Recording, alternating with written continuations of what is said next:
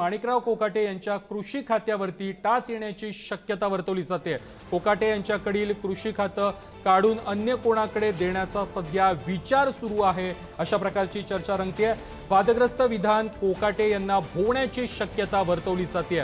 अजित पवार आणि तटकरे याबाबत काही महत्त्वाचे निर्णय घेण्याच्या विचारात असल्याची माहिती देखील आता समोर येते। या संदर्भात अधिक माहिती देत आहेत आमचे प्रतिनिधी धनंजय दळवी।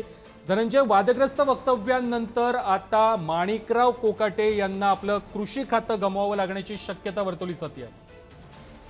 प्रथमेश आपण जर पाहिलं तर सध्या माणिकराव कोकाटे हे बऱ्याच त्यांच्या वक्तव्यावरून सध्या वादग्रस्त वक्तव्यावरून चर्चेत असलेले पाहायला मिळतात आणि या सगळ्यानंतर आता एकीकडे विरोधक त्यांच्या राजीनाम्याची मागणी करत आहेत, मात्र आता दुसरीकडे आपण जर पाहिलं तर या सगळ्या संदर्भात त्यांचं खातं हे बदलून त्या ठिकाणी ते खातं दुसऱ्याला देण्याची शक्यता जी आहे ती सध्या वर्तवण्यात येते आणि या सगळ्या संदर्भातला निर्णय जो आहे तो उपमुख्यमंत्री आणि पक्षाचे राष्ट्रीय अध्यक्ष अजित पवार आणि प्रदेशाध्यक्ष सुनील तटकरे यांच्यामध्ये या सगळ्या संदर्भातली चर्चा झाल्यानंतर हा निर्णय घेण्यात असल्याची माहिती जी आहे ती सध्या मिळते। आपण जर पाहिलं तर कोकाटे यांच्याकडे सध्या कृषी खातं आहे आणि ते काढून अन्य कोणाकडे तरी देण्याचा विचार जो आहे तो सध्या सुरू असल्याची माहिती ही आपल्याला मिळते। त्यामुळे कदाचित माणिकराव कोकाटेंना आपले वादग्रस्त जे विधानं आहेत ती भोवण्याची शक्यता जी आहे ती पाहायला मिळते।